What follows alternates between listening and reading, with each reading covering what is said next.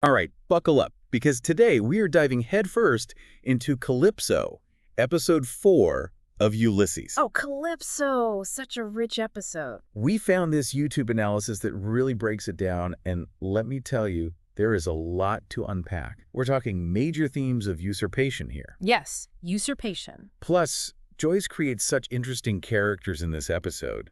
The contrast between them is really something. Absolutely. And the way their personalities clash just adds to that feeling of usurpation throughout the episode. It's true. And then, just when I thought it couldn't get any more intriguing, we get a dash of cat psychology thrown into the mix. Haha. Well, you know, Joyce always got to layer in those symbolic details. It's what makes his writing so engaging. It's true. It's like every little detail has this deeper meaning that you could spend hours dissecting. Exactly. And in Calypso, those details often point to these larger themes of displacement, of being pushed aside, even in your own home. Right?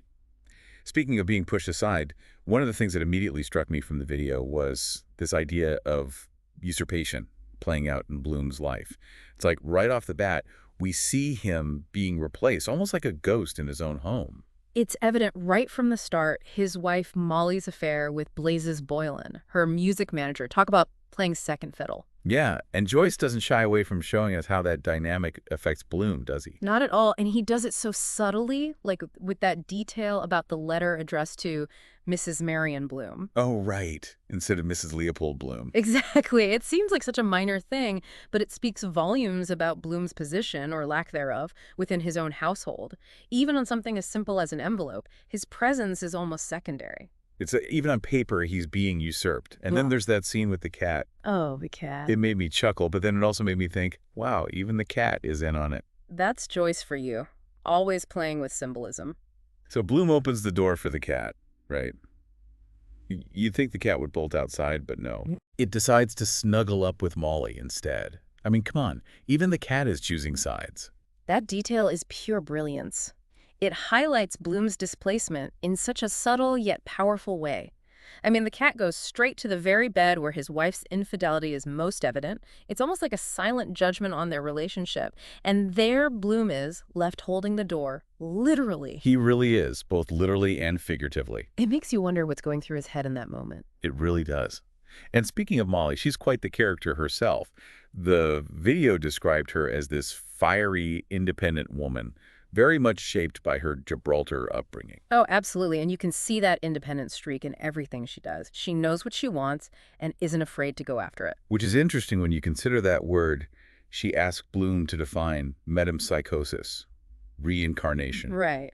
Reincarnation. It just adds another layer of complexity to their already complicated relationship, don't you think? It really does. Do you think she's genuinely curious about the meaning? Or is Joyce hinting at something more?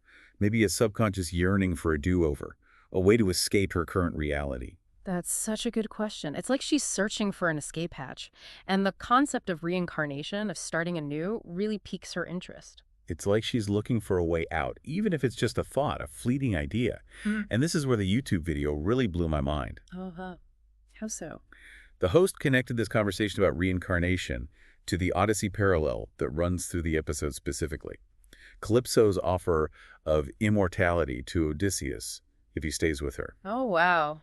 That's a really interesting connection. It made me wonder, what if both couples are searching for a way out of their current realities, just in different ways? That's a really astute observation. It makes you think about the different forms that escape can take. Right. Like for Odysseus, it's this promise of eternal life with a beautiful goddess.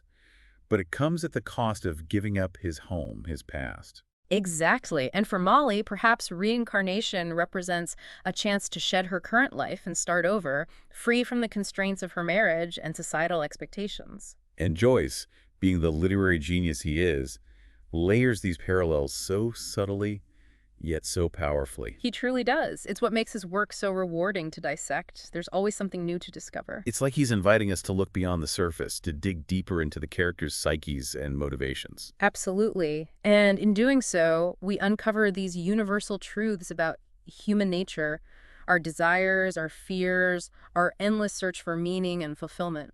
It's incredible. And to think, all of this is just within the first few pages of Calypso. Who knows what other layers we'll uncover as we delve deeper into the episode? I'm ready to dive in. What do you say? Let's do it. Okay, I need to catch my breath for a second. It's a lot to process, isn't it? It really is. We've covered so much ground already, and I feel like we're just scratching the surface of Calypso. There's just so much there. But one thing that keeps coming back to me is how Bloom reacts, or rather doesn't react, to Yeah. all these instances of usurpation. Right. He's not exactly what you'd call a go-getter, is he? That's an interesting way to put it. He's definitely not your typical alpha male, always asserting himself. Right. There's this sense of passivity about him, wouldn't you say? Absolutely. Bloom's more of an observer, an internalizer. He takes it all in, processes it, but doesn't necessarily act on it in a way that a more outwardly assertive character might. And that makes him such a fascinating character to study, because even though he's not out there fighting for his place, you still feel for him. Precisely. That's the brilliance of Joyce's writing. He takes this seemingly ordinary man, this passive observer, and makes him utterly captivating. We're drawn to his inner world, his thoughts and feelings, even if he doesn't always express them outwardly. It's like we experience the wind through his eyes, feel his anxieties and frustrations as our own. Exactly. We see the world through Bloom's eyes, and it's a world full of these micro-dramas, these tiny moments of usurpation that he observes and internalizes. It reminds me of that scene at the butcher shop where Bloom is clearly interested in this woman ahead of him. Right. But just as she's leaving, someone steps right in front of him, blocking his view. Oh, yeah. Such a classic Bloom moment. It's such a small detail, but so telling of his character. The video pointed out how internally flustered Bloom gets, but he doesn't say a word. He just kind of accepts it. Yes, he just lets it happen, which I think speaks volumes about how he navigates the world, especially when it comes to his relationship with Molly. I mean, she's having an affair, Yeah. and he's Bloom's. It's a testament to Joyce's skill as a writer that we can still empathize with Bloom, even when he seems to passively accept these slights. Right. Because even though he's not exactly a man of action, there's something about him, some kind of inner strength or resilience that makes you root for him, even admire him. Absolutely, and I think that's what makes him such a compelling character. He's not perfect, not by a long shot, but he's human.